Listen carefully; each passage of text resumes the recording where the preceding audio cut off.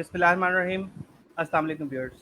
Face to face with Farhan के first episode में आप सब लोगों को बहुत बहुत खुशामदीद। व्यूअर्स, मैं आपको प्रोग्राम के बारे में ये बताना चाहता हूँ कि इस प्रोग्राम का जो फॉर्मेट है, जो पर्पज़ है, वो ये है कि हमारी रोज़मर्रा की ज़िंदगी के मौज़ूआत पर हम बात करेंगे और उन मौज़ूआत में से आप लोगों के जनरल पब्लिक के दिलो दिमाग में जो सवालात हैं, उन सवालात के जवाबात अपने एक्सपर्ट्स से हासिल करने की कोशिश करेंगे। इसी मुनासबत से हमारा आज का जो प्रोग्राम है उसका टाइटल है how to manage stress and be happy, और उसके अकॉर्डिंगली हमने माशाल्लाह बहुत ही एक्सपीरियंस्ड और बहुत ही काबिल इज़्ज़त गेस्ट को इनवाइट किया है। मैं सबसे पहले आपके सामने अपने गेस्ट का इंट्रोडक्शन करवाना चाहूँगा। हमारे साथ तशरीफ़ रखती हैं उज़्मा सदाकत साहिबा। She is clinical psychologist, director counselling programmes हैं एट वेलिंग बेस, फाउंडर हैं women treat and family first institute की। इसके अलावा इन्होंने कपल्स थेरेपी कर रखी है यूएसए से। हमारे सेकंड गेस्ट तशरीफ़ रखते हैं आसिफ ए मलिक साहब। ये एजुकेशनिस्ट हैं, व्लॉगर हैं, फाउंडर पारस एजुकेशन सर्विसेज हैं, co founder university of success Islamabad हैं, PGLS fellow Russia and event wise certified हैं नीदरलैंड से। आप दोनों रिस्पेक्टेबल गेस्ट को very very warm welcome. Thank you Farhan. Usma Sahiba, आपसे स्टार्ट करते हैं। चूँकि आज का टॉपिक जो है वो ऐसा है कि अगर मैं आजकल की रियल लाइफ का मुशाहिदा करूं, और आप चूँकि माशाल्लाह बहुत सीजनड हैं इस हवाले से, स्ट्रेस का जो टॉपिक है वो डायरेक्टली और इनडायरेक्टली उसमें हम सब लोग ही इन्वॉल्व होते हैं।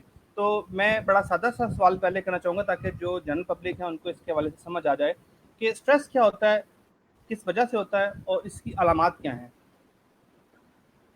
तो जहाँ तक हम स्ट्रेस की बात करते हैं तो हम इनडायरेक्टली नहीं बल्कि डायरेक्टली ही हम सभी का वास्ता जो है वो स्ट्रेस से पड़ता रहता है। और मैं अगर स्ट्रेस की बात करूँ तो ये वास्ता कभी कभार नहीं पड़ता, बल्कि ये वास्ता हमारा तकरीबन हर रोज ही इसके साथ होता है। स्ट्रेस को अगर हम डिफाइन करें तो इसकी बड़ी सादा सी डेफिनेशन है कि स्ट्रेस हमारे बॉडी का एक केमिकल रिस्पॉन्स है टूवर्ड्स लाइफ डिमांड्स, जो कि जिंदगी में नई से नई चीजें डेवलप होती हैं, कोई छोटे मोटे crisis day to day life के अंदर डेवलप होते हैं, तो हमारा बॉडी उसको रिस्पॉन्ड करने की कोशिश करता है ताकि उसको अंडरस्टैंड कर सके या मैनेज करने के लिए कोई एफर्ट कर सके।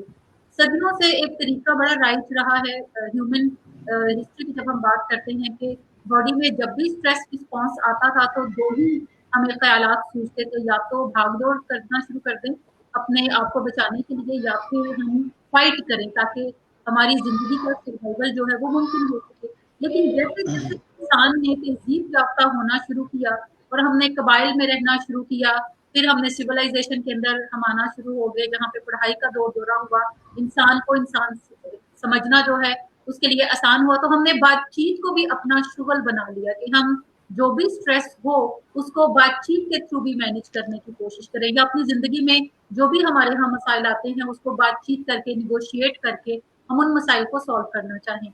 स्ट्रेस को जितना समझना अहम है हमारे लिए, उसका एक दूसरा काउंटर पार्ट जो कि उतना ही अहम है वो स्ट्रेसर्स है, कि हमारी जिंदगी में कुछ स्ट्रेसर्स भी होते हैं जो कि हमारे लिए स्ट्रेस कॉज करते हैं।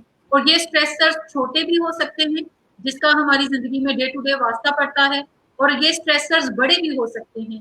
छोटों से मुराद है कि जैसे कोई एक सास अपनी बहू को कहती है कि आपने हांडी में 2 ही टमाटर डालने हैं, जबकि बहू कहती है कि नहीं हांडी में 4 टमाटर होंगे तो इससे हांडी मजेदार बनेगी।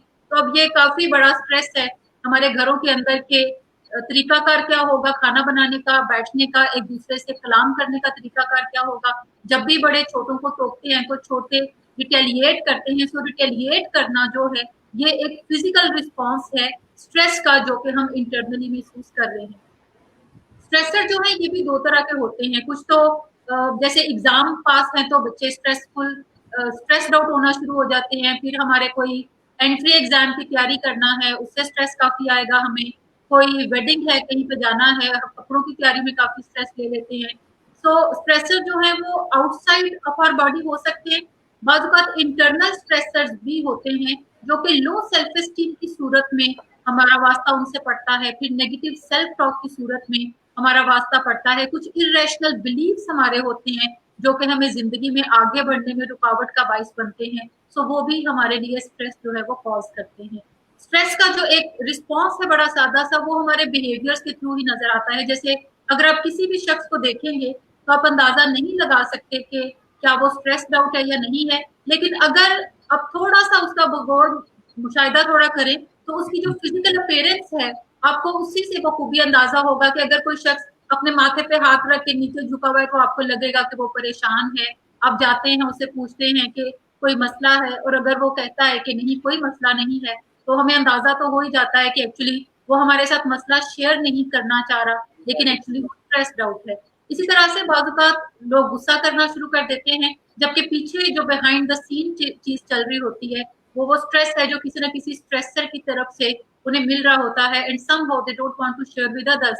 सो स्ट्रेस का एक खास टोल है जो कि हमें नजर आता है, हमारे जिस्म के ऊपर होता है, फिर हमारी मेंटालिटी के ऊपर होता है, नफ्सियात के ऊपर होता है, और हमारे जज्बात पे भी उसका एक टोल होता है, जो कि अगर हम स्ट्रेस को मैनेज ना करें तो फिर हमारा जाहिर बात है जिस्मानी तौर पर हम इनएफिशिएंट जो है वो हो जाते हैं, हम ज्यादा वल्नरेबल हो जाते हैं डिजीजेस को कैप्चर करने में, बीमारियां जल्दी लगना शुरू हो जाती हैं उन लोगों को जो कि ज्यादातर स्ट्रेसफुल रहते हैं।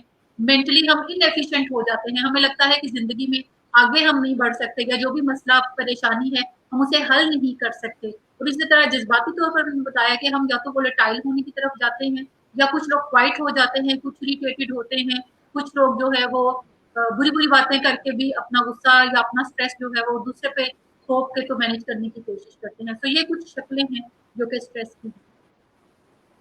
जी बिल्कुल ठीक। उसमें आपने बड़ा खूबसूरती से स्ट्रेस को और बड़ा डिटेल में एक्सप्लेन किया, बल्कि मेरे जो इसी क्वेश्चन का सेकंड पार्ट था आपने उसी का भी आंसर दे दिया। लाइक मैं ये पूछने वाला था कि फिजिकल और मेंटल क्या इफेक्ट्स होते हैं, वो आपने माशाल्लाह खुद ही एक्सप्लेन कर दिया फर्स्ट क्वेश्चन में। आसिफ मैं आपकी तरफ आता हूँ, आप ये बताइएगा कि अक्सर ऐसा देखने में आता है कि दो मुख्तलिफ लोगों को एक ही तरह की परेशानियों का सामना होता है, लेकिन उनमें से एक शख्स की परेशानी जो है उस स्ट्रेस की वजह से कम होती है, जबकि सेम लेवल के स्ट्रेस में दूसरा शख्स जो है वो बहुत ज़्यादा स्ट्रेस ले लेता है, और फिर वो जो भी अलामात बताई उस्मा साहबा ने वो उन अलामात की तरफ चला जाता है। आप इसके बारे में क्या कहना चाहेंगे, ऐसा क्यों होता है? सेम स्ट्रेस लेवल दो लोगों में डिफरेंट तरीके से क्यों होता है? Farhan, thank you very much for inviting me in the show. बहुत शुक्रिया आपने चांस दिया बात करने का। आज जिस वक्त में हम गुजर रहे हैं, स्पेशल कोविड-19 के अंदर, हर शख्स किसी न किसी तरीके से अपसेट भी है, परेशान भी है, क्योंकि किसी शख्स ने भी अपने आप को मेंटली, फिजिकली या साइकोलॉजिकली इस तरह की पेंडेमिक के लिए खुद को तैयार नहीं किया था। तो ये एक बड़ा नेचुरल फैक्टर है। आपका सवाल की जवाब देने से पहले मैं एक बात अपने ऑडियंस से और आप लोगों से भी शेयर करता चलूँ कि दुनिया में कोई भी ऐसी ज़िंदगी नहीं है जिसमें स्ट्रेस, परेशानी, एंग्जाइटी या डिप्रेशन ना हो। ये डिपेंड करता है कि उस स्ट्रेस को, उस परेशानी को आप ज़ाती तौर पे इंडिविजुअली डील किस तरीके से करते हैं, आप उसको इंटरप्रेट किस तरीके से करते हैं। एक ही सेम चीज़ के ऊपर दो लोगों का रिएक्शन डिफरेंट होने के बेशुमार मल्टीपल फैक्टर्स है। मैडम ने भी उनको बड़े अच्छे तरीके से हाईलाइट किया। आपकी सोशल सेटिंग डिफरेंट हो सकती है, आपका एजुकेशनल जो बैकग्राउंड है वो बहुत बड़ा फैक्टर होता है इस चीज़ के अंदर। अगर आप देखें तो जो हमारे दूर दराज के देहात के इलाके हैं उन इलाकों के अंदर चूँकि लिटरेसी रेट बहुत कम है, तो अगर जो ख़वातीन के मसाइल हैं घरों के अंदर वो बहुत ज़्यादा होते हैं। और अगर आप देखें तो कुछ अर्से से पाकिस्तान के अंदर, मैडम मेरी बात को होपफुली इंडोर्स करेंगी कि पाकिस्तान के अंदर जो है वो ऑलमोस्ट ये लॉकडाउन की वजह से 200% इंक्रीज हुआ है जो ये घरेलू झगड़े हैं हमारे। चूँकि कभी किसी फैमिली ने इस तरीके से आपस में टाइम इतना नहीं गुजारा, और एक दूसरे को बड़ी छोटी छोटी वो चीज़ें होती हैं जिनको लेके आगे चलने में दुश्वारी होती है, पेशेंस। तो मेरा बात करने का मकसद है कि आपकी सोशल सेटिंग बहुत इंपॉर्टेंट एक फैक्टर रोल प्ले करती है कि आप उसको परेशानी को या स्ट्रेस को किस तरीके से डील करें। आपका एजुकेशनल बैकग्राउंड बड़ा इंपॉर्टेंट होता है इस चीज़ के अंदर कि वो क्या है, क्योंकि अगर आप पढ़े लिखे हैं, आप जो है वो आपको थोड़ा कुछ टेक्निक्स आती हैं, कुछ स्किल्स हैं, क्योंकि मैं समझता हूँ कि ये एक स्किल सेट है किस तरीके से आपने एक परेशानी में, एक टफ सिचुएशन के अंदर उसको डील करना है। अगर ज़ाती तौर पर समझे, कुछ लोग बड़े मैसोकिस्ट होते हैं जिनको साइकोलॉजी के ज़माने में मैसोकिस्ट कहते हैं। कुछ लोग अपने आप को तकलीफ देकर वैसे खुश होते हैं, और कुछ लोग होते हैं कि they found the best of their creations in the times of frustrations, कि जब वो ज़्यादा फ्रस्ट्रेटेड होते हैं तो वो बेहतर चीज़ों की तरफ जो है वो अपने आप को इंगेज करते हैं, वो रीडिंग की तरफ जाते हैं, वो एक्सरसाइज की तरफ जाते हैं, वो अपने लिए कंस्ट्रक्टिव हॉबीज़ तलाश करते हैं। वो अपने अंदर लोगों के साथ किसी न किसी फॉर्म के अंदर लोगों को हेल्प आउट करने की कोशिश करते हैं, और कुछ लोग होते हैं जो अल्टीमेटली सरेंडर कर जाते हैं इस चीज़ के अंदर, उनकी स्किल सेट ऐसा नहीं होता, या उनका जो ब्रॉटअप हुआ होता है, जो फैमिली बैकग्राउंड होती है ब्रॉटअप, वो इतना वीक होता है कि वो इतनी फ्रेजाइल होते हैं। आपने बानो कुचिया की एक बड़ी फेमस एक छोटी सी स्पीच थी, उन्होंने की थी कि हम अपने बच्चों को इतना पैम्पर करते हैं कि जब वो बड़े होते हैं तो हम उनको इस तरीके से तैयार नहीं करते कि कल को आप रिलेशनशिप में जाएंगे तो आपका ब्रेकअप हो सकता है, तो आपने उसको कैसे डील करना है। कल को आप सीएसएस का एग्जाम देंगे, आप उसमें फेल हो सकते हैं, तो आपने अपनी फेलियर को किस तरीके से हैंडल करना है। कल को आप जो है वो शादी होगी, आपको तलाक हो सकती है, तो आपने इस ट्रॉमा से खुद को कैसे डील कर। तो हम अपने बच्चों को, अपने यंग लोगों को, जनरेशन को, जो उनकी एक अंदर की फ्रेजिलिटी है, हम उसको बहुत प्रमोट करें, उनको अंदर से स्ट्रेंथ नहीं करते। तो मेरे ख्याल ये 3-4 फैक्टर्स हैं, बाकी मैडम ने भी इसके अंदर कुछ ऐड करेंगी कि आपका एजुकेशनल बैकग्राउंड क्या है, आपकी किस सोशल सेटिंग में, आपका फैमिली का ब्रॉडअप कैसा है, और किस एनवायरनमेंट में जो है आपकी जो है वो आप जिंदगी गुजार रहे हैं। तो ये कुछ ऐसी चीजें हैं जो एक ही चीज के अंदर दो लोगों का जो रिएक्शन है वो डिफरेंट हो सकता है। लेकिन एक बात तय है, और वो ये है कि आप जितने मर्जी सक्सेसफुल हैं, आप जितने मर्जी दौलतमंद हैं, आप जितने मर्जी कामयाब हैं, आप जितने मर्जी फेमस है, अगर आप के अंदर वो रेस्ट्रेंट पावर नहीं है, अगर आप इसको डील नहीं कर सकते, आप उसको वो पावर नहीं, आप डील नहीं कर सकते, तो आपके सामने रॉबिन विलियम्स ने दुनिया की हर चीज उसके पास थी, बट ही कमिटेड सुसाइड। अभी पिछले दिनों इंडियन एक्टर सुशांत का केस आपके सामने, और कितने ऐसे केसेस हैं कि आपकी सक्सेस, आपका पैसा है, डजंट ये डिफाइन नहीं करता कि आप जो है वो एक इस तरह की सिचुएशन को पॉजिटिवली हैंडल कर सकते हैं। तो एक्सेप्शन इज ऑलवेज देयर। बिल्कुल परफेक्ट। उस्मा साहब, आप अगर इसमें कुछ ऐड करना चाहें। अच्छा, मैं ये समझती हूँ कि हम तमाम लोग जो हैं वो एक दूसरे से मुख्तलिफ होते हैं, और हम शक्लें मुख्तलिफ हैं, अकल का लेवल मुख्तलिफ है, स्ट्रेंथ मुख्तलिफ है, वीकनेसेस मुख्तलिफ हैं। उसी तरह से हमारे अंदर जो स्ट्रेस टॉलरेंस लेवल है वो भी एक दूसरे से मुख्तलिफ होते हैं। ज्यादातर एब्सोल्युटली राइट आता है कि ऐसे बच्चे जो कि ऐसी माओं के पेट में पलते हैं, जो जब उन्हें वो कैरी कर रही होती है प्रेगनेंसी के दौरान, उन्हें अच्छी खुराक मुयस्सर नहीं होती, उनके इर्द गिर्द काफी मसले होते हैं और वो काफी स्ट्रेस से गुजरती हैं। सो जब वो बच्चों को डिलीवर करती हैं तो वो बच्चे ज्यादा स्ट्रेस प्रोन होते हैं, यानी उनके अंदर जो स्ट्रेस टॉलरेंस लेवल है वो कदरे कम होता है, वो जल्दी परेशान हो जाते हैं, वो जल्दी गिव अप करने की तरफ भी जाते हैं।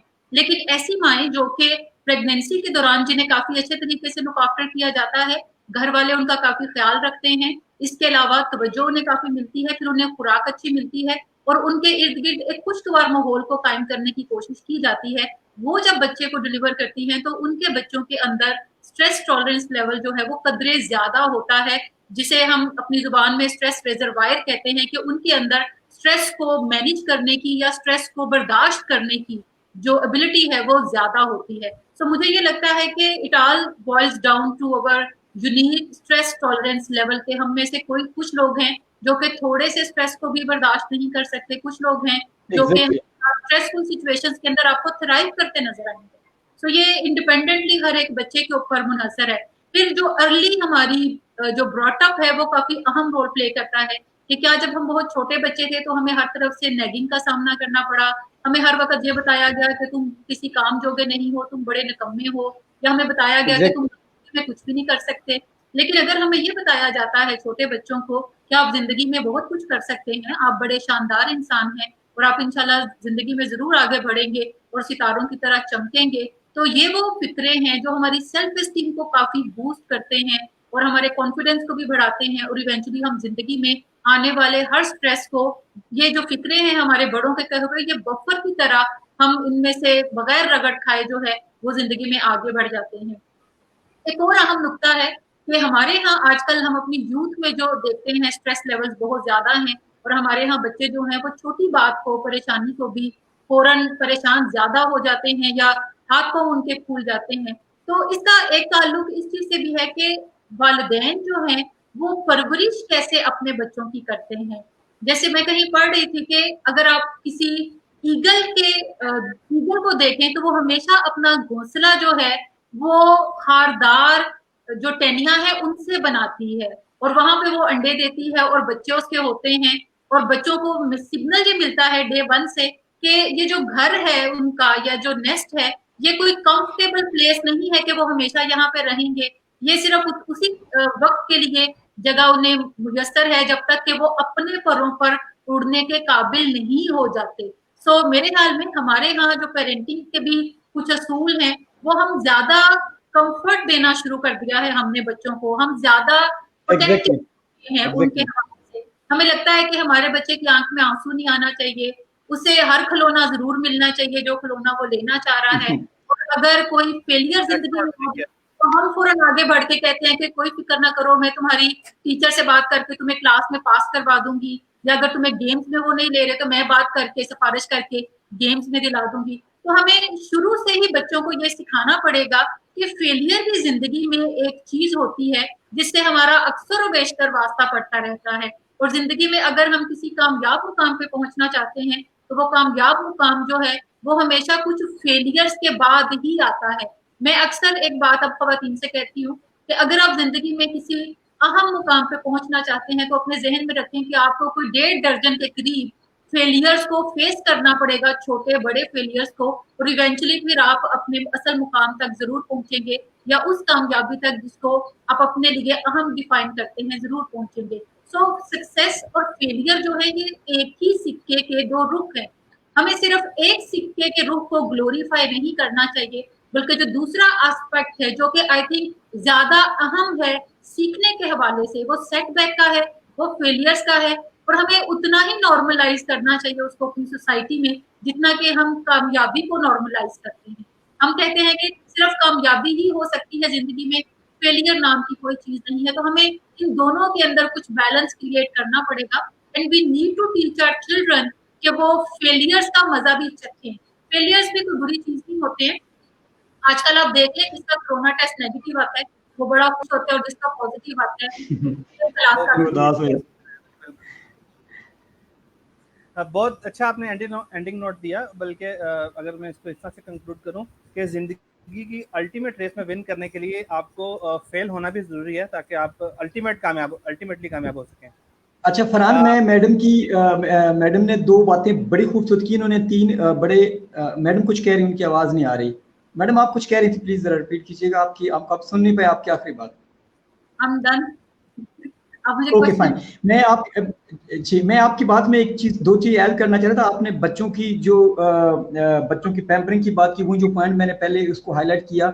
एक बड़ा इंपॉर्टेंट पॉइंट है कि जो जॉन मैक्सवेल जो लीडरशिप गुरु है यूएसए में, उसकी बड़ी जबरदस्त फिलॉसफी है कि जो हम डेली अपनी लैंग्वेज में वर्ड यूज करते हैं ना, might be, can be, I will see, let's see, जितने ज्यादा आप इस तरह के वर्ड्स अपनी डेली लैंग्वेज में अपने घर में यूज करेंगे तो ये आपका एक पैटर्न बिल्डअप हो जाता है, और आपकी शख्सियत जो है वो डिसीजन मेकिंग में उतनी वीक बनती चली जाती है। आप हमेशा जिंदगी में जब भी कोई इंपॉर्टेंट डिसीजन आता है तो आप कहते हैं let's see, might be, I will do it, और मे बी नॉट, और मे बी, तो वो आपका एक पैटर्न बिल्डअप हो जाता है। तो सेम चीज जब अपने बच्चों के सामने आप इस तरह के वर्ड्स रिपीट करते हैं तो उन बच्चों की जो डिसीजन मेकिंग की पावर है वो बहुत वीक होती है, वो जिंदगी में टफ सिचुएशंस को डील करने में उनको मुश्किल पेश आती है। यही बात जो है, जो तारक अजीज जो हमारे एंकर पर्सन थे, पिछले दिनों उनका इंतकाल भी हो गया, मे ही सोल रेस्ट इन पीस, वो भी कहते थे कि तकदीर, मुकद्दर, इंतजार, इस तरह के वर्ड्स अपने बच्चों के सामने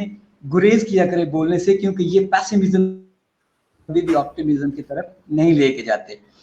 और एक दूसरी बात इसके साथ मैं ऐड करूं कि अभी पिछले दिनों एक नेटफ्लिक्स पे movie, it's not a good movie but I like the concept, the sky is pink.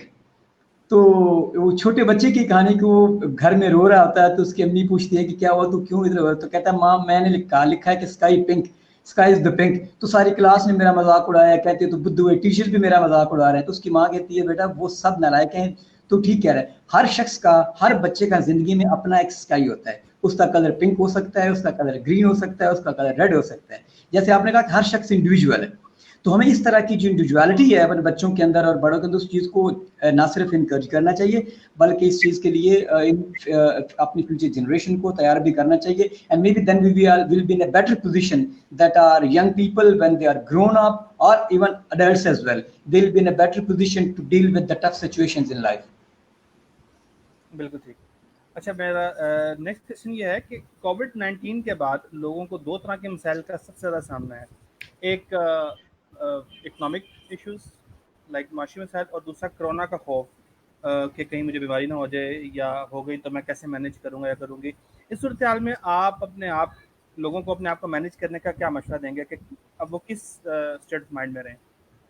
उसमें आप अगर इसके ऊपर तो जब हम स्ट्रेस मैनेजमेंट की बात करते हैं, चाहे वो कोविड का स्ट्रेस है जो कि फिजिकल ज्यादा है, साइकोलॉजिकल कम है, हमें ये भी बाजू का पहचानना होता है कि कुछ स्ट्रेसेस जो है वो आउटसाइड सोर्स से आ रहे होते हैं, और कुछ जो है वो, जैसे मैंने बात की पहले भी, कि इंटरनल है। कोविड खास तौर पे एक फिजिकल रिएक्शन है स्ट्रेस का, जो कि किसी काउंसलिंग से ठीक नहीं होने वाला। ये जो कोविड का स्ट्रेस है, ये काउंसलिंग से ठीक नहीं होगा, क्योंकि इसकी एंटी काउंसलिंग सराउंडिंग में काफी हमें ज्यादा देखने को मिलती है। आप टेलीविजन ऑन कर लें, बताया जा रहा होता है कि आपके मुल्क में कितने लोग जो हैं वो आज डेथ उनकी हो गई, कितनों का ज्यादा पॉजिटिव टेस्ट आ गया।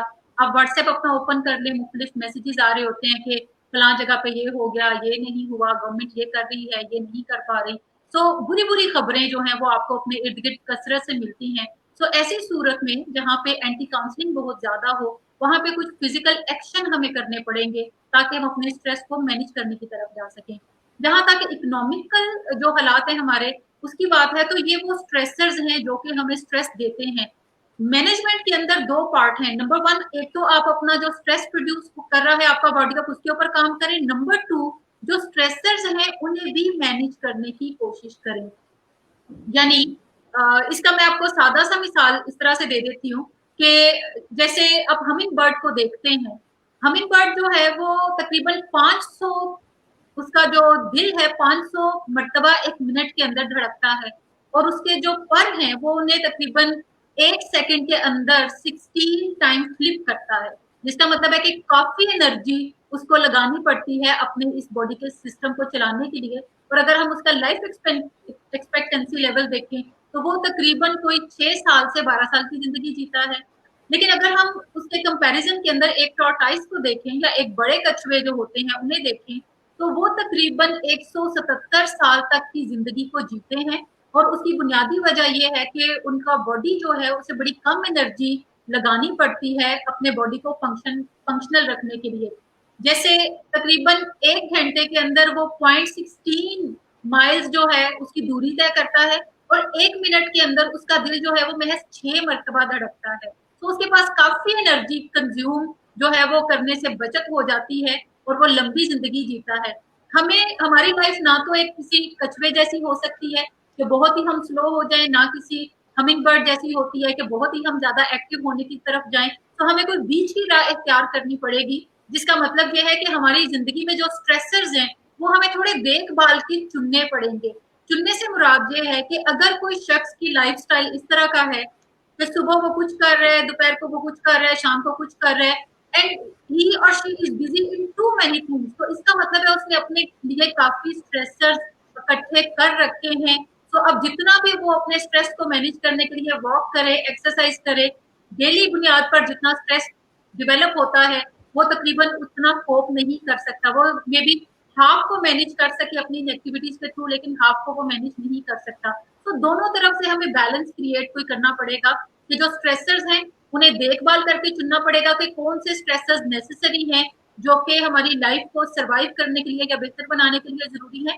लेकिन ऐसी बहुत सारी चीजें जो कि आपको लगता है कि टू मच हो रहा है, तो आप उन्हें थोड़ा कट डाउन करने की तरफ जाएं।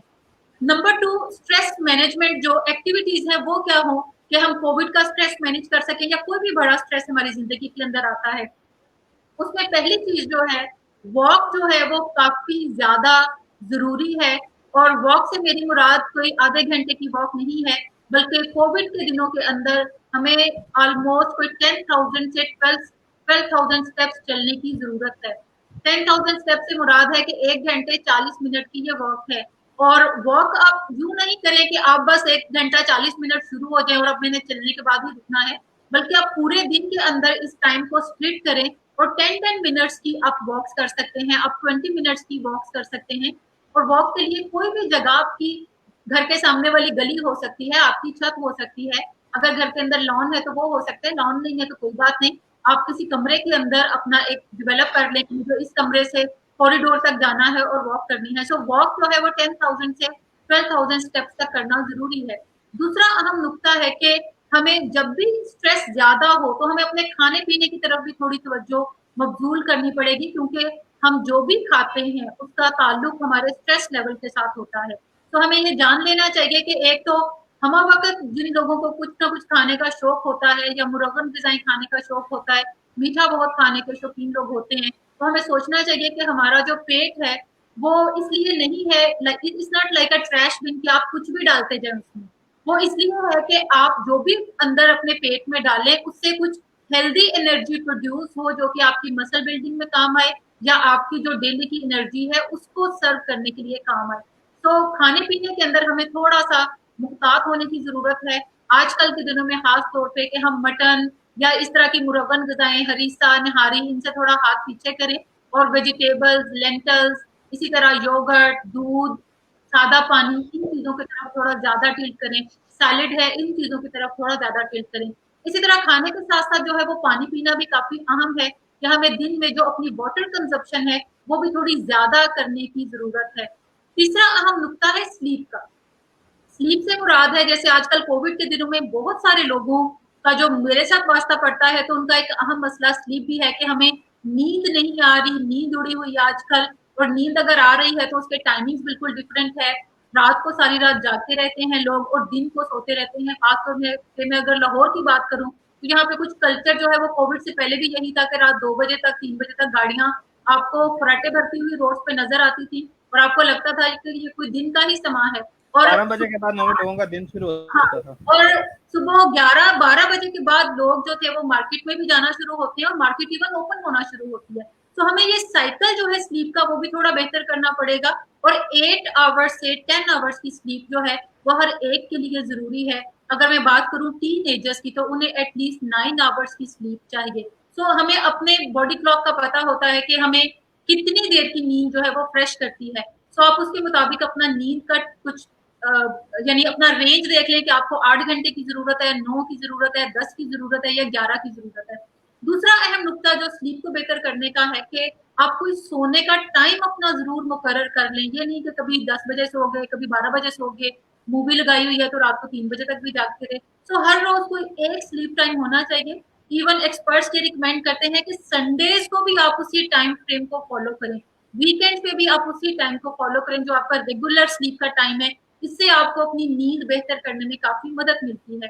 जो चौथा अहम नुक्ता है अपने स्ट्रेस को मैनेज करने के लिए, वो है कि आप अपनी जो थॉट प्रोसेसेस हैं, उन्हें भी थोड़ा बेहतर रखने की तरफ जाएँ, उन्हें भी थोड़ा रियलिटी के करीब-करीब रखने की तरफ जाएँ, उन्हें थोड़ा अलाइन करने की तरफ जाएँ कि बहुत सारी चीज़ें ऐसी हैं ज़िंदगी में जो हमारे साथ हो जाती हैं, उसमें बाज़-औक़ात हमारा कोई कसूर नहीं होता बट हमें उन्हें एक्सेप्ट करना पड़ता है, उसकी रिस्पॉन्सिबिलिटी हमें लेनी पड़ती है, सो आप उसको ग्रेसफुली मानने की तरफ जाएँ।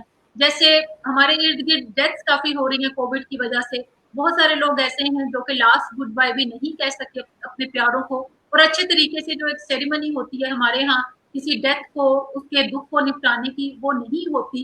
तो आप कुछ चीज़ों को ग्रेसफुली मान लें कि ये लाइफ में ऐसा ही लिखा था, लेकिन जितनी बेहतरी आप अपनी लाइफ के अंदर कर सकें, उतनी बेहतरी ज़रूर करने की तरफ जाएँ। दूसरा एक अहम नुक्ता हमें ये भी समझने की ज़रूरत है कि कामयाब होने से मुराद ये नहीं कि हर शख्स ने फर्स्ट ही आना है ज़िंदगी में। फर्स्ट कोई एक आध ही आ सकता है।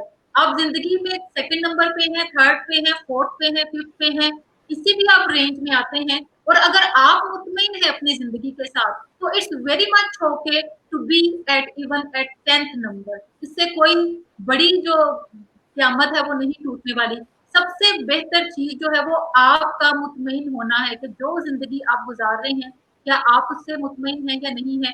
और इसी तरह जो इकोनॉमिकल कंडीशन है, उसके हवाले से हमें कुछ चीज़ें एक्सेप्ट करने की ज़रूरत है और उसमें एक बड़ी बात ये है कि मैं अकेली इस सिचुएशन के अंदर नहीं हूँ। I am not alone. पूरी दुनिया मेरे साथ इस मसले से निपट रही है।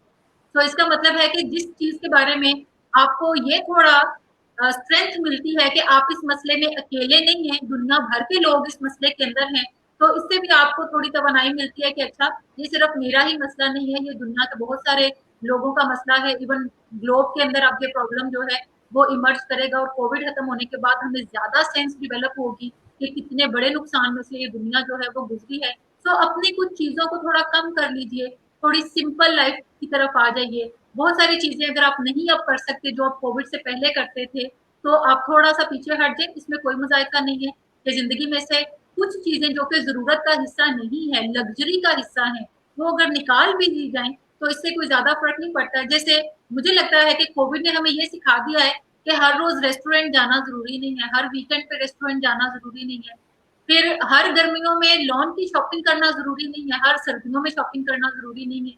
सो बहुत सारी चीजें ऐसी हैं जो कि हमने अपनी जिंदगी का लाजम मलजूम हिस्सा बना ली हुई थी, और बहुत सारे लोग अंडर प्रेशर थे इसकी वजह से कि आमदन कम होती है लोगों की और अखराजात जो है वो ज्यादा इस वजह से होते हैं। तो कोविड उन्हें सिखाता है कि जिंदगी सिंपल भी हो सकती है। आजकल आप देखें, लोग शादियां बड़े सिंपल तरीके से लोगों ने करना शुरू कर दी हैं। तो ये भी एक चेंज है जो कि शायद दुनिया में रिक्वायर्ड था, और एक न्यू नॉर्मल है जिसकी तरफ हम फिर ग्रेजुअली बढ़ते जा रहे हैं। And most importantly, we need to accept it that, I'm not alone in this.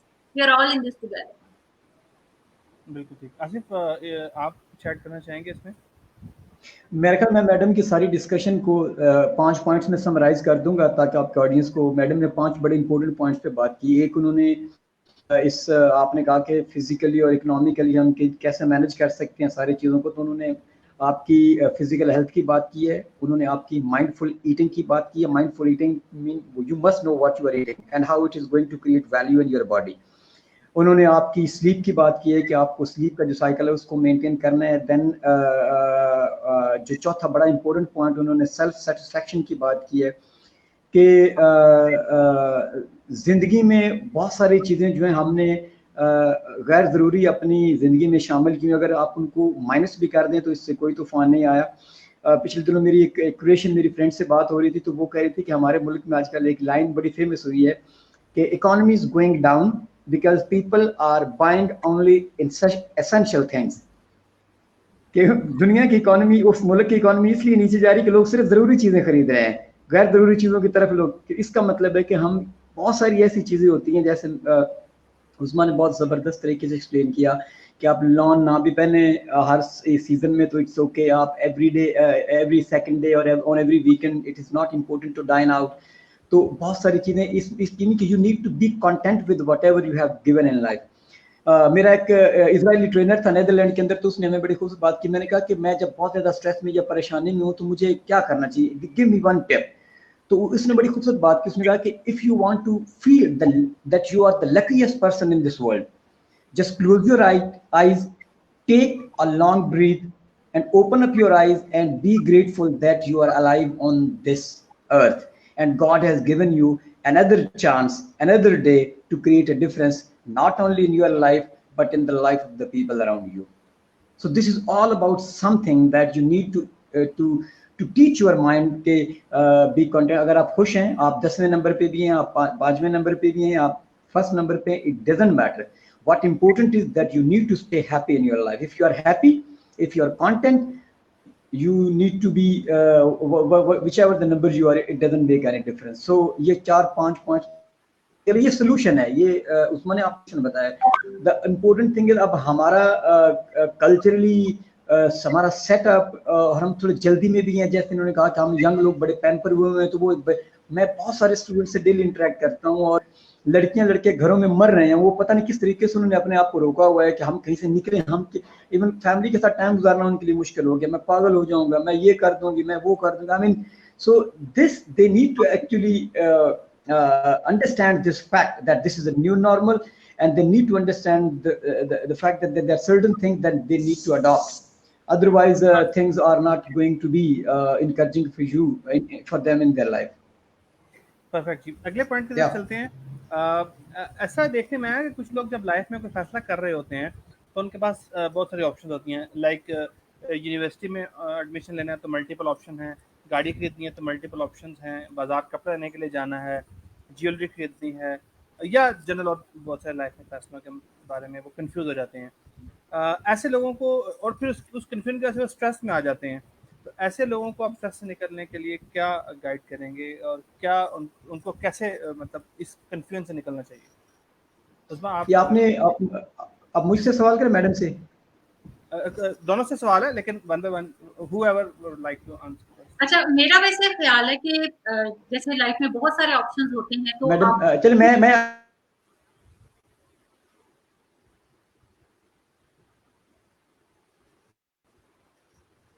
महल आसिफ का कनेक्टिविटी का इशू है, आप उसमें प्लीज कॉपी कीजिए। अच्छा, लाइफ में बहुत सारे ऑप्शंस हैं, तो हमें चूज करना मुश्किल हो जाता है। ये बिल्कुल दुरुस्त बात है कि जब भी हमारे पास कोई 2 ऑप्शन होंगे, तो हम उसमें से कोई एक बड़ी आसानी से चूज कर लेंगे। लेकिन अगर हमारे पास लेट्स से हमें जीन्स खरीदनी है और हमारे पास जीन्स की 2 क्वालिटीज हैं, तो डेफिनेटली हम उसमें से बेहतर वाली चूज कर लेंगे। लेकिन अगर हमारे पास 10 जीन्स की क्वालिटी सामने है और उसमें से हर एक में कोई बहुत मामूली सा ही फर्क है, किसी का कलर बहुत अच्छा है तो किसी का फैब्रिक बहुत अच्छा है, तो फिर हम जरा कंफ्यूजन का शिकार होते हैं।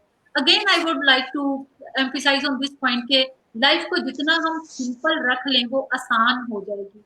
जितना आप उसको कॉम्प्लिकेट करना चाहें, जिंदगी एक ऐसी चीज है रबर बैंड की तरह, जितना आप खींच के कॉम्प्लिकेट करना चाहें आप कर सकते हैं, जितना आप उसको सिंप्लीफाई रखना चाहें आप रख सकते हैं। अगर आप मुझसे मेरा पर्सनल ओपिनियन पूछेंगे, तो मेरा ओपिनियन यही होगा कि हमेशा हमें एसेट्स खरीदने की तरफ जाना चाहिए इंस्टेड ऑफ कि हम लाइबिलिटीज ज्यादा खरीद रहे हैं। लाइबिलिटी से मुराद ऐसी चीज है जिस पे आपने पैसे खर्च कर दिए, अब वो कभी आपकी दोबारा जेब में नहीं आएंगे, वो खर्च हो गए। और एसेट से मुराद ऐसी चीज है जो कि आपने खरीदी कोई चीज तो आप उसको दोबारा भी बेच सकते हैं, तो कोई उसे नई चीज खरीदने की तरफ जा सकते हैं। सो ज्यादा एसेट्स खरीदने की तरफ जाए, लाइबिलिटीज के अंदर ना पड़े। और मुझे लगता है कि इंसान की अपनी जरूरियात इतनी नहीं है जितना कि हम दूसरों को इम्प्रेस करने के चक्करों में रहते हैं। सो हमें ये भी इस लाइफ के अंदर सीखना होगा कि ये जो लोग दूसरों को इम्प्रेस करने के चक्करों में रहते हैं, ये एक शराब के पीछे दौड़ है जिसका कोई एंड नहीं है और इसमें खला है, इसके अंदर कोई लाइफ की सेटिस्फेक्शन नहीं है। आपको बाहर लगता है कि ये जो फेसबुक पे तस्वीर मैंने डाली है या ये जो मैं नई गाड़ी लेकर आया हूँ और मैंने गाड़ी पोस्ट की है, अब फेसबुक के ऊपर डाली है, तो बहुत सारे लोग कह रहे हैं वाह वाह बड़ी अच्छी है, बड़ी जबरदस्त है। लेकिन उसमें ऐसे कमेंट भी होंगे जो कहेंगे कि ये वाली क्यों खरीदी, तुम्हें तो वो वाली लेनी चाहिए थी, आजकल वो बड़ी है। तो ये जो दुनिया जिसका नाम है, ये दो धारी तलवार है, आप इसको खुश नहीं रख सकते। अगर आपका ख्याल है कि पूरी दुनिया को आप खुश कर लेंगे तो ऐसा कोई भी दिन नहीं आने वाला। तो बेहतर है कि शराब के पीछे भागने की बजाय जो असल है उसको थाम लें और उसकी तरफ चलें। और असल यही है कि आप जो भी चीज खरीदें वो आपकी पर्सनल सेटिस्फेक्शन करती हो। आपको ये ख्याल ना आए कि मैं पहनूंगा तो मेरे फ्रेंड्स क्या कहेंगे, लड़कियां क्या रिमार्क्स पास करेंगी, मेरे घर वाले क्या कहेंगे। सो सबसे पहली चीज है कि आपको कैसा लगेगा अगर आप इस चीज को ओन करते हैं। सो ओन करने की तरफ जाएं। अगर आपका ख्याल है कि आप पर्सनली इसमें खुश नहीं होंगे, तो चाहे आप 4 करोड़ की गाड़ी खरीद लें, अगर आप पर्सनली 4 करोड़ की गाड़ी के साथ खुश होते हैं and if you can afford it, तो you can go and buy that car. लेकिन अगर आप 4 करोड़ की गाड़ी खरीदने की अकलियत रखते हैं लेकिन आप 50 लाख की गाड़ी में भी खुश हैं और आपको लगता है कि इससे आपकी पर्सनैलिटी पे कोई फर्क नहीं पड़ेगा, अगर आप 50 लाख की गाड़ी में जा रहे हैं, तो then that is a better choice for you. So ये हमें डिसीजन मेकिंग थोड़ी सी करनी पड़ेगी। लेकिन एट टाइम्स लोग बड़े कंफ्यूज हो जाते हैं जब उनके मोटिव्स इंटरनल नहीं होते, एक्सटर्नल होते हैं, तो देन दे गेट कंफ्यूज कि अच्छा वो क्या चूज करें क्या ना करें। आसिफ उस्मा साहब ने बड़े फरहान इसमें मैंने एसेट्स एंड लायबिलिटी वाली, और हम जो बिजनेस एडमिनिस्ट्रेशन की बैकग्राउंड रखने वाले लोग हैं, हमें बड़ा अच्छे तरीके से उन्होंने एलैबोरेट करके बताया, गाइड किया है। आप भी चूंकि इस मामले में खासा एक्सपीरियंस रखते हैं, आप इसमें प्लीज बताइए, आपका क्या इसमें राय है? मैं ये बात पहले भी जिन्होंने जो मैडम ने बात की वो बड़ी इंपॉर्टेंट बात थी कि you need to see what suits you, कि आप किस चीज में खुश हैं। अगर आप एक there are 7-8 different stages of human life, और जो सबसे टॉप पे स्टेज है ना, that is when you start living above yourself. कि अगर कोई शख्स आपकी बहुत तारीफ कर दे तो आपको उससे कोई फर्क नहीं पड़ना चाहिए, और कोई शख्स अगर आपको बहुत बुराई कर दे, कहे यार ये कौन सा किस तरह का बंदा है, गुस्सा बला, तो आपको उस चीज से भी कोई फर्क नहीं पड़ना चाहिए।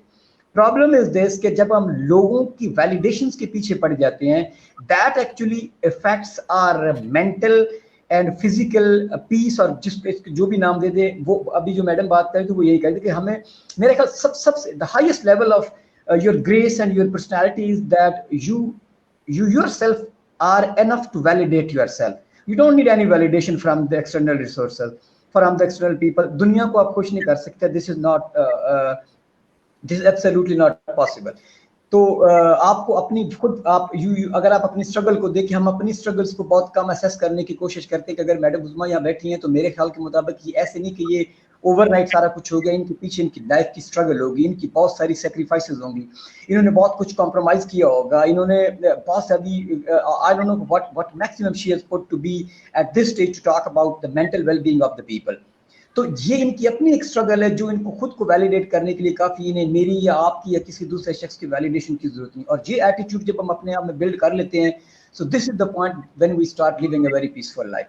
एक बात तो मेरी इसके ऊपर ये थी। दूसरी बात इसमें मेरी ये कि मैं कहता हूँ कि best advice is no advice, कि हम सब एक्सपीरियंस से सीखते हैं, हम सब जिंदगी में गलतियाँ करते हैं, हम सब जो है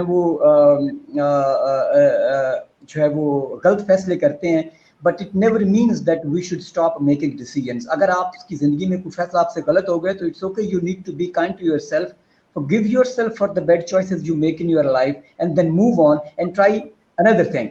You make mistake again, you again make mistake, but the best way to make good decisions is to make frequent decisions, because this is how you learn and this is how you get experience and this is how you hit all at a certain point in life you hit the right target.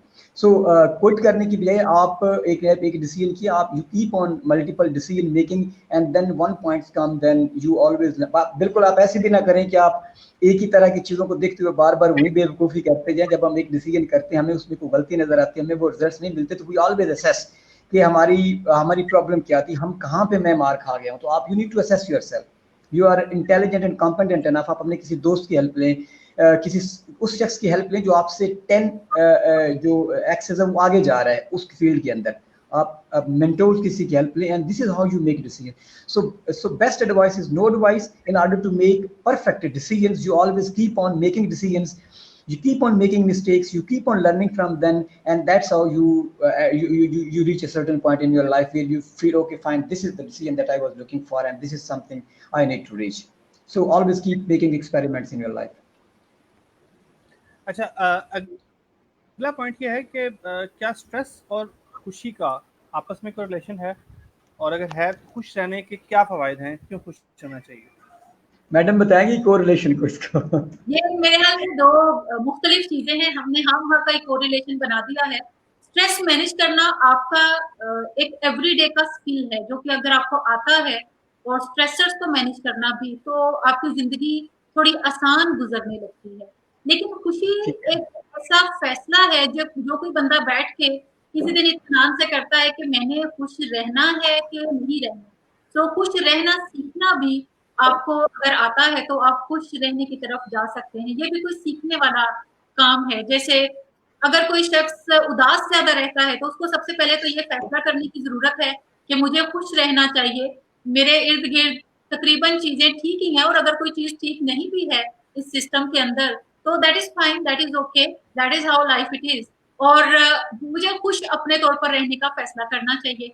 सो अगर हम फैसला कर लेते हैं तो फिर दूसरा अहम नुक्ता ये है कि फिर खुशी को कैसे पॉसिबल बनाया जाए।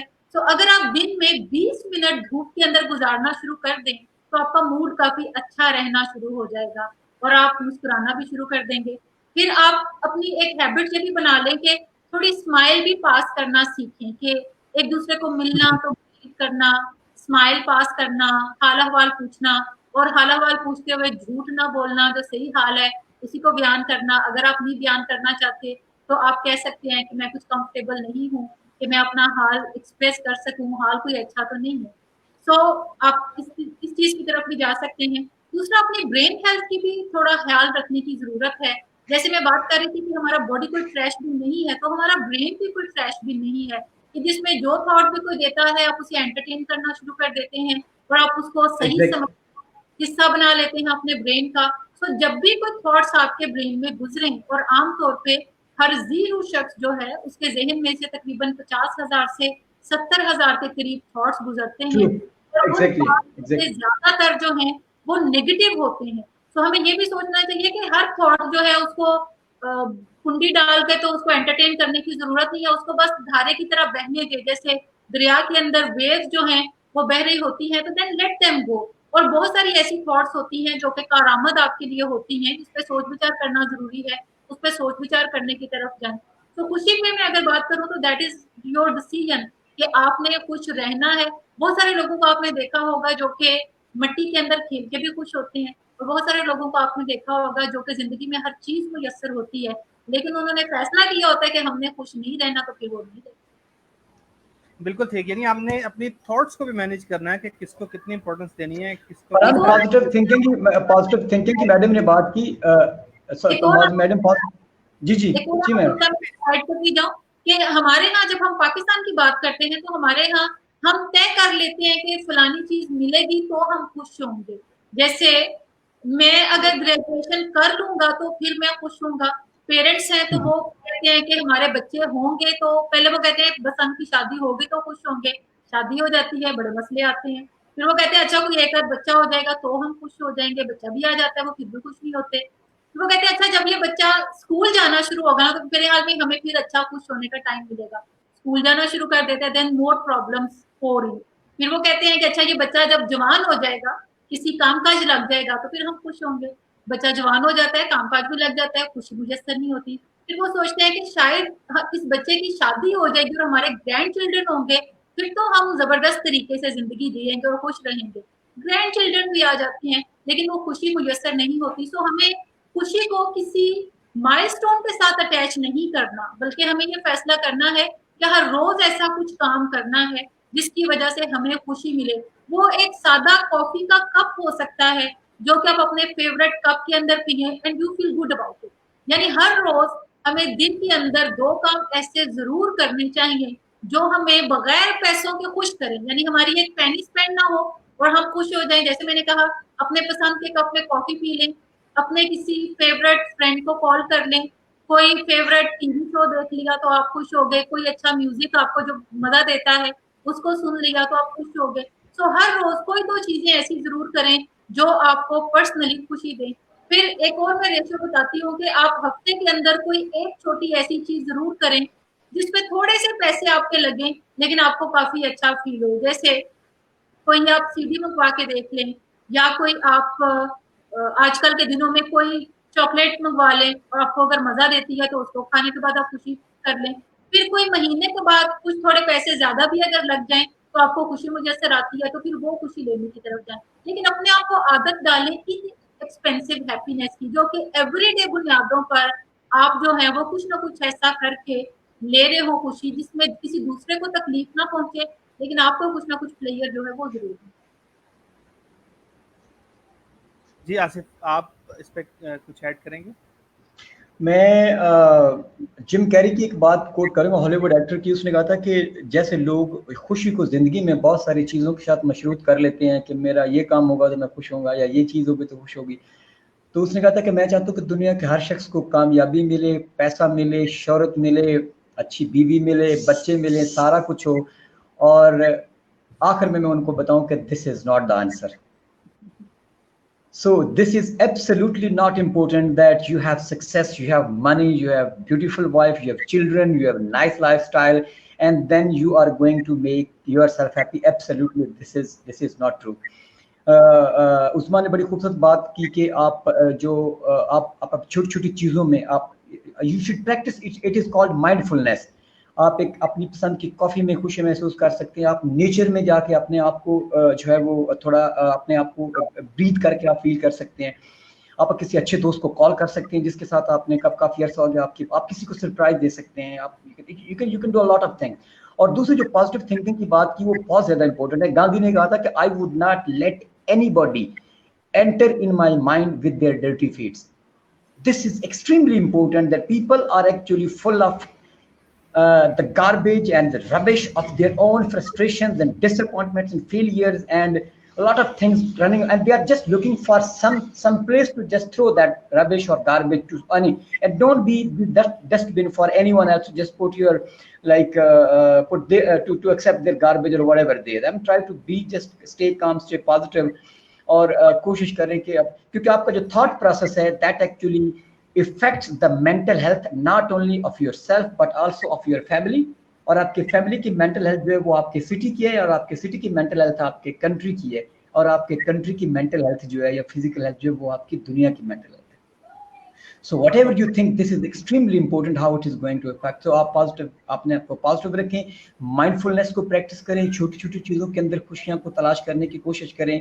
It is very very cheap. It is not absolutely expensive. This is just you need to change your perspective towards life. And I don't think so that you can be happy. You can always be happy without even having anything. आज Twitter पे देखें, Instagram पे देखें, बच्चों की तस्वीरें लोग लगा रहे होते हैं, कुछ गरीब बच्चों की ये झोंपड़ियों वगैरह से उनकी स्माइल बड़ी प्यारी होती है, हालांकि उनका अपना एजेंडा होता है. बट बात करने का अभी जो मैडम ने बात क्लेरिफाई कर दी है कि आप छोटी छोटी चीज़ों के अंदर अपने आप को इंगेज करें. Try to find happiness in small activities, in small things in your life, and then you will realise. और अगर आप ये अपने आप को कंडीशन करेंगे कि आप खुश तब होंगे, आप खुशी को किसी चीज़ के साथ मशरूत करेंगे. कंडीशन देखिए, मैं एक और पॉइंट ऐड करूंगा. मैंने जैसे प्रोग्राम के स्टार्ट में कहा कि दुनिया में कोई ऐसी जिंदगी नहीं है जिसमें परेशानियां, गम या स्ट्रेस ना हो. We need to embrace it. Important चीज़ ये नहीं कि आपकी ज़िंदगी में कितना स्ट्रेस है, इंपॉर्टेंट चीज़ ये कि आप उस स्ट्रेस के साथ डील कैसे कर रहे हैं, आप उसको मैनेज कैसे कर रहे हैं, आप उसको एम्ब्रेस कैसे कर रहे हैं, और कैसे आप एक कर्जस और एक स्किलफुल शख्स की तरह उन चीज़ों को एम्ब्रेस करते हुए, उन हार्डशिप्स को एक्सेप्ट करते हुए, you move on and you reach where you want to reach in your life. So there is no ideal world, there is no ideal life, there is the life itself is a struggle. You need to embrace the failures, you need to embrace the fears, you need to embrace the stress, and that's how you move on. लेकिन अगर आप इस सोच में हैं कि जैसे वो एक 1945 का बड़ा फेमस प्ले, मैडम ने शायद उसके बारे में सुना होगा, एब्सेंट प्ले था सैमुअल बीकेट का, वेटिंग फॉर गॉडो, जो दो कैरेक्टर्स की स्टोरी है. और वो दो कैरेक्टर्स सारा दिन अपने आप को यही कहते रहते हैं कि waiting for God, they are waiting कि कोई तीसरी कुव्वत आएगी, ऊपर से मदद आएगी तो चीजें ठीक हो जाएंगी. So all day they are talking about turnips and carrots and donkey and their foolish talk. Then हमारे हालात ठीक हो जाएंगे, हमारे हालात बदल जाएंगे, एक हेल्प आ जाएगी. And throughout this play कुछ भी नहीं होता. They end up at the same place where they started. तो हमें भी it should to be happy in our lives. We can be happy anytime. बिल्कुल ठीक. It all depends how we take life. एक चीज ऐड करना चाहूंगी कि स्ट्रेस मैनेजमेंट के अंदर बहुत सारे जो लोग हैं उनका फेथ स्पिरिचुअल होता है. जैसे मैं अगर पाकिस्तान की बात करूं, बहुत ज्यादा मुसलमान इस मुल्क के अंदर बसते हैं, इस्लाम के नाम पर ही इस मुल्क को कायम किया गया. सो हमारे यहाँ लोगों का एक टिपिकल स्टाइल होता है, जब भी कोई मसला आता है तो वो कहते हैं कि तुम फिक्र ना करो, अल्लाह बेहतर करे, और वो सारा काम जो है वो अल्लाह ताला पे छोड़ देते हैं और खुद वो बिल्कुल दोनों हाथ बैठ जाते हैं और कहते हैं अल्लाह बेहतर करे. Exactly. तो अल्लाह तो बेहतर करने वाला है. Very true. लेकिन आपको ये याद रखना चाहिए कि आप अकेले इस दुनिया में नहीं बसते, आपके अलावा 7 बिलियन लोग और भी इस दुनिया पे बसते हैं. तो आप अल्लाह को अपने छोटे छोटे कामों के लिए मसरूफ ना करें, अल्लाह को बड़े बड़े काम करने दें, क्योंकि वो बड़ा बॉस है, बड़े बॉस बड़े काम करते हैं. हमें अल्लाह पे तवक्कल जरूर रखना चाहिए, लेकिन उसके साथ साथ हमें हमारा दीन भी कहता है कि stand up and get into work, कि उठें, काम करें, जो मसला है स्किल की जरूरत है उसको लर्न कर लें. आपके एग्जाम की अगर तैयारी नहीं की तो उसकी तैयारी कर लें, ताकि आपका स्ट्रेस जो है वो आप अच्छे तरीके से मैनेज करके अपना मसला जो है वो सॉल्व कर सकें. खाली तवक्कल मत करें. अगर आप खुद कुछ नहीं कर रहे तो यकीन माने अल्लाह लाख भी आपकी बेहतरी करना. मैडम ये वही बात है, बिल्कुल ये वही बात है. अभी मैंने आपसे कि अगर आपने ठानी है कि नहीं करना चाहता तो फिर वहां पे अल्लाह ताला की जात भी कुछ नहीं कर सकती. तो फिदवी को खुद ही कुछ सोचना. Exactly. Luck favors the braves. और जो है वो वेटिंग फॉर गॉड वाली बात है कि अगर आप सारा कुछ छोड़ देंगे कि जी अच्छा वो ऊपर से कोई हेल्प आएगी तो ठीक हो जाएगा. देखिए हम इस चीज़ पे बिल्कुल भी इनकारी नहीं कर. अल्लाह ताला हमेशा, अल्लाह ताला सबकी पे करम करे, अपना फजल करे, लेकिन अल्लाह ने कभी भी प्लानिंग करने से मना नहीं किया. और दूसरी इंपॉर्टेंट बात ये कि always trust in God but always tie your camel. बड़ी फेमस हदीस भी है.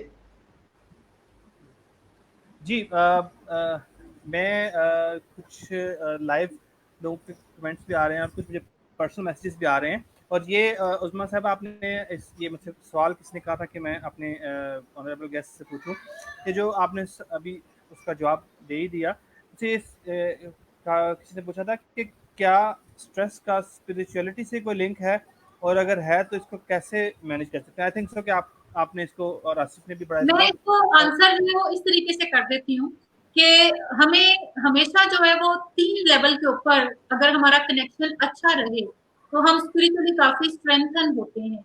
जैसे हमें अपनी जात पे सबसे पहले तो भरोसा करना चाहिए कि हमारे अंदर अल्लाह ने कामयाब होने के तमाम इंग्रेडिएंट्स रखे हुए हैं। अगर हम उन इंग्रेडिएंट्स को एक्सप्लोर कर लें और कुछ बेहतरी अपनी चाह लें, स्किल्स को इम्प्रूव कर लें, नॉलेज ज्यादा गेन कर लें और जो स्ट्रेंथ्स है हमारी उन्हें यूटिलाइज करें, तो हम अपने लिए जो भी कामयाबी भी क्लेम करते हैं हम उसको अचीव कर सकते हैं। कुदरत ने किसी को भी इस दुनिया के अंदर निकम्मा पैदा करके नहीं रखा, सारे बड़े कारामद लोग हैं और हम वो तमाम वही लोग हैं जिन्हें छोटे होते हमारे वालिदैन कहते थे कि ये बच्चा बहुत जबरदस्त है, ये बहुत शरारती है, ये बहुत शार्प है, ये जरूर कुछ करेगा। लेकिन जैसे जैसे हम बड़े होते हैं तो हम समहाउ निकम्मे होने शुरू हो जाते हैं। तो हमें ये याद रखना चाहिए कि हमारे अंदर हर चीज मौजूद है जो हमें कामयाबी से हम कनार कर सके। हमें सिर्फ जो जिद्दोजहद है वो अपनी करने की जरूरत है। दूसरी एक स्ट्रेंथ हम गेन करते हैं लोगों से, जिसको मैं कहती हूँ कि ये हॉरिजेंटल स्पिरिचुअलिटी है कि जो आप लोगों से स्ट्रेंथ गेन करते हैं। वो आपका एक सपोर्ट सिस्टम हो सकता है, मे बी आपके मेंटोर्स हैं जिनसे आप नॉलेज सीखते हैं, जिनसे आप कोई नई बिलीफ सीखते हैं, नई जो चीजें हैं वो सीखते हैं ताकि आप अपने सक्सेस के ऊपर जो भी आप अपनी जिंदगी में पाना चाहते हैं उस जिद्दोजहद के अंदर आगे बढ़ सकें। सो मेंटोर्स हो सकते हैं, आपके पेरेंट्स हो सकते हैं, कुछ अच्छे फ्रेंड्स हो सकते हैं, कोलीग्स हो सकते हैं जो कि आपको जिंदगी में आगे बढ़ने में समहाउ मॉरल सपोर्ट प्रोवाइड करते हैं। तीसरी एक चीज है खुदा ताला की जात कि आपका एक वर्टिकल कनेक्शन भी है जो रब के साथ है। जितना ये कनेक्शन स्ट्रॉन्गर होगा उतना आप स्ट्रेस फ्री लाइफ की तरफ जो है वो जाएंगे। स्ट्रेस फ्री तो आई शुड नॉट से, लेकिन उतना आप स्ट्रेस को मैनेज करने में काफी स्ट्रेंथन फील करेंगे, इंपावर्ड फील करेंगे। देखिए हमारे यहाँ माहौल ये है कि अगर आपके ताल्लुकात उस्मान गुजदार साहब के साथ हैं तो आप कोई कमजोर शख्स तो ना हुए, और अगर किसी का ताल्लुक अल्लाह ताला के साथ बड़ा स्ट्रॉन्ग कोई फील करता है, और अल्लाह ताला के साथ ताल्लुक पे मैं अगेन बात करना चाहूंगी कि इट इज नॉट अबाउट कि आप दिन में नमाजें कितनी पढ़ते हैं, दिन में नफल कितने पढ़ते हैं, आप लोगों की कितनी कितनी खिदमत करते हैं। इट इज अबाउट कि आपका पर्सनल कनेक्शन जो है वो कितना अल्लाह ताला के साथ है। आप बात उससे क्या करते हैं, क्या आप हर मुश्किल परेशानी में अपना दिल खोल कर रख देते हैं उसके सामने और कहते हैं कि मुझे कोई लाइट दिखा, मुझे कोई विजडम दे कि मैं फर्क कर सकूं उन चीजों में जिन्हें मैं बदल सकता हूँ। और अगर मैं किसी चीज को बदल नहीं सकता तो फिर मुझे इतनी हिम्मत और फीक दे कि मैं उसको ग्रेसफुली एक्सेप्ट कर सकूं कि हाँ ये चंद चीजें मैं नहीं कर सकता। सो एक वर्टिकल जो कनेक्शन है वो हमारी स्पिरिचुअलिटी को स्ट्रेंथन करता है और जगह जगह हमें गाइडेंस फ्राहम करता है, चाहे वो सेल्फ बिलीफ की सूरत में है, चाहे जैसे मैंने बात की कि वो हॉरिजेंटल हमें स्पिरिचुअलिटी से सपोर्ट मिलती है, अपने जैसे लोगों से मिलती है, या फिर अल्लाह ताला की जात से मिलती है। तो ये हमें काफी स्ट्रेंथ देता है कि हम मुश्किल जो हमारे मराहिल होते हैं, मुश्किल वक्त जो हमारे होते हैं, हम उसे ग्रेसफुली निकाल सकें और आगे बढ़ सकें। बिल्कुल ठीक। इसी तरह से एक और इनबॉक्स में क्वेश्चन पूछा है मोहम्मद अहमद साहब ने। वो ये कहते हैं कि सपोज अगर मैं स्ट्रेस में हूँ और मैं चाहता हूँ कि मैं स्ट्रेस से फ़ौरन निकल आऊँ, तो इसकी क्या कोई रैपिड रेमेडी है या कोई एक्सरसाइज है कि कोई बंदा स्ट्रेस के रोज से निकल आए? अच्छा, एक तो हमें ये समझने की जरूरत है कि स्ट्रेस हमेशा बुरा नहीं होता। यानी हमने ये सोचा हुआ है कि स्ट्रेस का जो वर्ड है ना वो भी हमें स्ट्रेस काफी देता है। तो हमें ये याद रखना चाहिए कि स्ट्रेस जो है एक्चुअली वो एक पॉजिटिव साइड भी रखता है।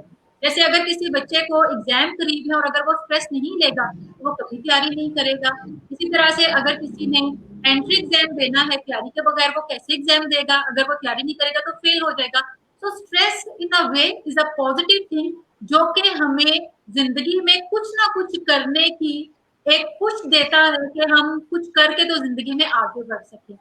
स्ट्रेस हमारे हाथों से निकलता कब है, जब हम कुछ नहीं करते बैठे रहते हैं और फिर 11th आवर के ऊपर हमारी हार्ट बीट तेज होना शुरू हो जाती है, सांस फूलना शुरू हो जाता है, हमारी अकल के खाने बिल्कुल बंद हो जाते हैं और हमें समझ नहीं आती कि ये मसला जो आ गया है इसको कैसे मैनेज करने की तरफ जाए। तो सबसे पहली चीज तो ये है कि अगर कोई स्ट्रेस आपकी लाइफ में है तो आप थोड़ा पीछे हटकर स्लो डाउन करें, कामली सोचें कि क्या प्रॉब्लम है, क्या ये आपका परसेप्शन है हाल ही कि ये बहुत कोई मुश्किल चीज है या वो वक्तन मुश्किल चीज है। फिर उसके कुछ स्टेप्स भी बना लें कि क्या आप फलां स्किल सीखेंगे तो आप इसको मैनेज कर सकते हैं, लेट से अगर किसी को गाड़ी चलानी नहीं आती और उसका स्ट्रेस है कि मैं ड्राइविंग नहीं कर सकता, तो अब उसका स्ट्रेस लिखे जाने से मसला हल नहीं होगा। अगर आप सिर्फ गाड़ी चलाना सीख लेंगे तो प्रॉब्लम आपका सॉल्व हो जाएगा।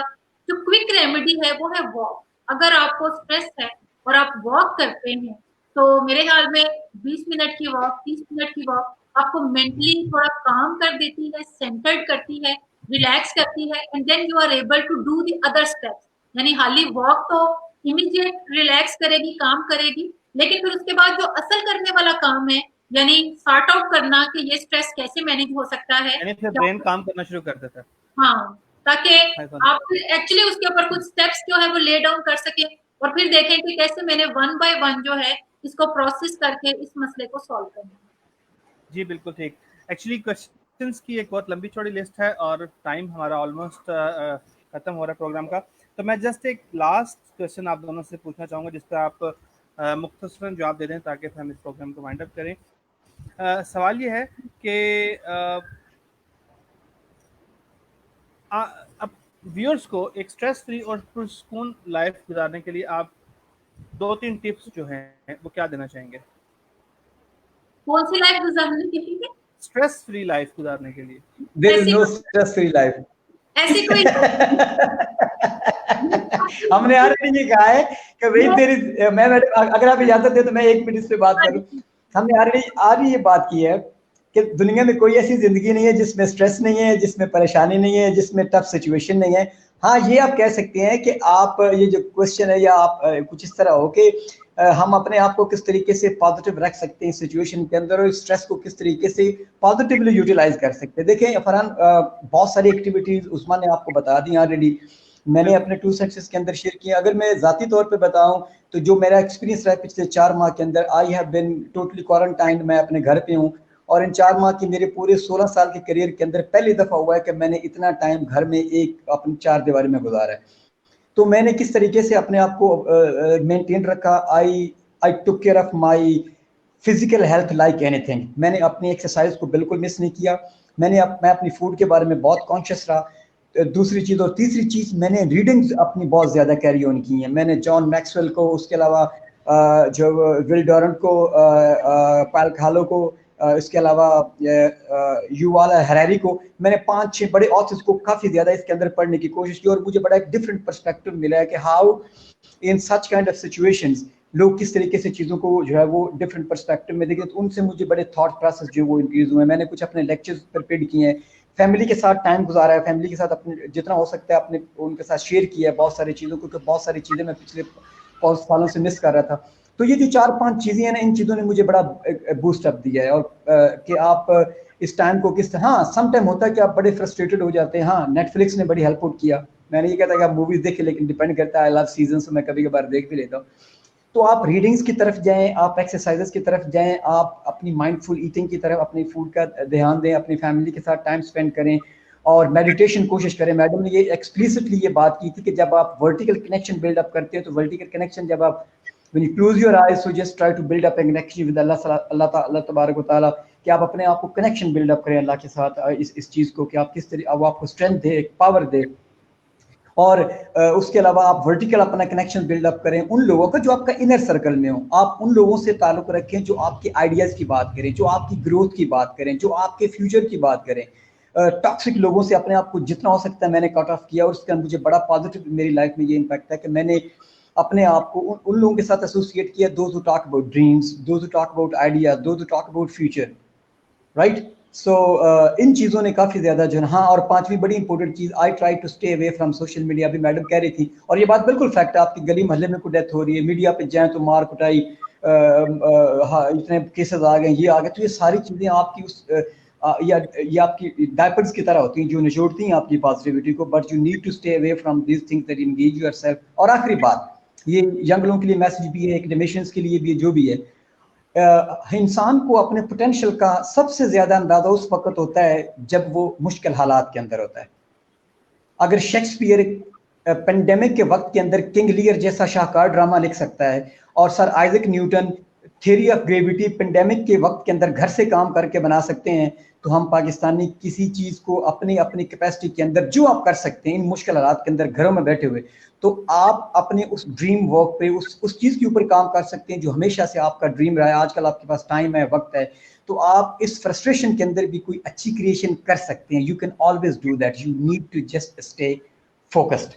तो इसका कभी भी ये मतलब नहीं कि मुश्किल हालात के अंदर आप अपने आप कुछ कर नहीं सकते। मेरा ख्याल है कि this is another opportunity for you and you can always do something new that you always been trying to do, लेकिन आपके पास वक्त नहीं था, अब आपके पास ये बहाना नहीं होगा। So these are my 2 cents.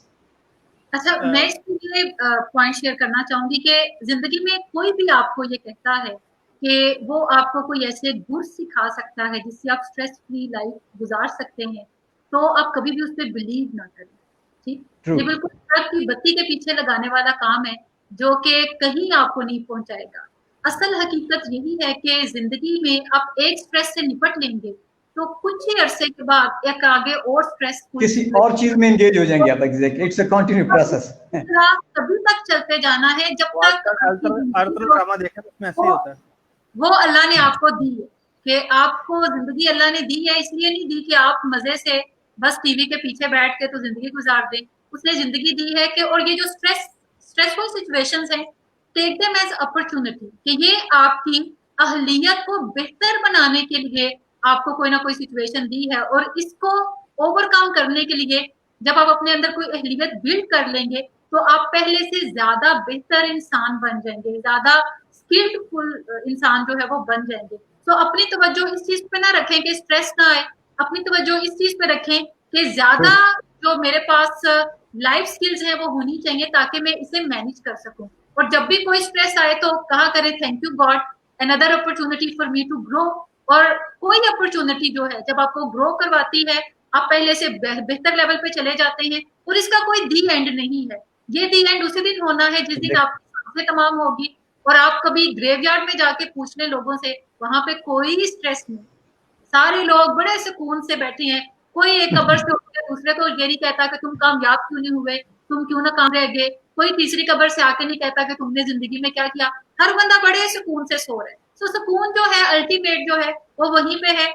Life जो है it is all about getting some issues, और फिर आप अपने आप को एबिलिटी लेवल अपना बढ़ाएं कि आप कैसे उसे मैनेज कर सकेंगे। और हर इस सिचुएशन में से गुजरने के बाद believe me that you would become a better person, you would become more enlightened, जिस आपकी काबिलियत जो है वो ज्यादा बढ़ जाएगी और लोग फिर आपके पास आया करेंगे कि मुझे बताएं आपने ये काम कैसे किया। और आप चूंकि उस एक्सपीरियंस में से गुजर चुके हैं, आप बहुत सारों को हेल्प कर सकते हैं। जैसे आज हम बैठे यहाँ पे हेल्प कर रहे हैं, तो हम कोई 20 साल पहले ऐसे नहीं थे, हमारे भी बहुत सारे इरेशनल बिलीफ थे, लेकिन इवेंचुअली हमने ओवरकम किया, इवेंचुअली हम इस जगह पे पहुंचे कि किसी ना किसी को हम आज हेल्प करने की पोजीशन में हैं। सो बेस्ट अपनी जो फोकस है ना वो अपने स्किल सेट को इम्प्रूव करने पे रखें, स्ट्रेस को कम करने पे ना रखें, ये कभी भी कम नहीं होगा। ये कुदरत का एक निजाम है जो वो आपको बेहतर बनाने के लिए उसने अपना एक सिस्टम तय किया हुआ है, जो कि मेरे या आपके चाहने से नहीं बदलेगा। ये अल्लाह ताला ने क्रिएट किया है, हम उस प्रोग्राम में अपना अपना रोल प्ले कर रहे हैं, और अपना अपना रोल प्ले करके जब हमारा टाइम खत्म हो जाएगा, काम खत्म हो जाएगा, तो हम चले जाएंगे, हमारे बाद और बहुत सारे आने वाले लोग होंगे जो कि इस दुनिया को बेहतर बनाने के लिए अपना हिस्सा डालते रहेंगे। जी बिल्कुल परफेक्ट जी। उस्मा सदाकत साहब, आसिम मलिक साहब, आपका बहुत बहुत शुक्रिया, आपने अपना कीमती वक्त दिया। और आज के प्रोग्राम में जो डिस्कशन हुई, मुझे बहुत उम्मीद है कि इंशाल्लाह पब्लिक को, मेरे व्यूअर्स को इस डिस्कशन का बहुत फ़ायदा हुआ होगा और बहुत सारे लोगों को उनके सवालों के जवाब मिल गए होंगे। इंशाल्लाह आप दोनों मौजूद मेहमानों के साथ फिर दोबारा डिस्कशन रहेंगी, आपको दोबारा सहमत देंगे। आपका बहुत शुक्रिया। फिर अपना ख्याल रखिएगा, इंशाल्लाह बहुत जल्द नए प्रोग्राम के साथ आपके साथ दोबारा मुलाकात होगी। Okay Farhan, thank you. मैं थैंक यू। अल्लाह हाफिज़। ओके, अल्लाह हाफिज़।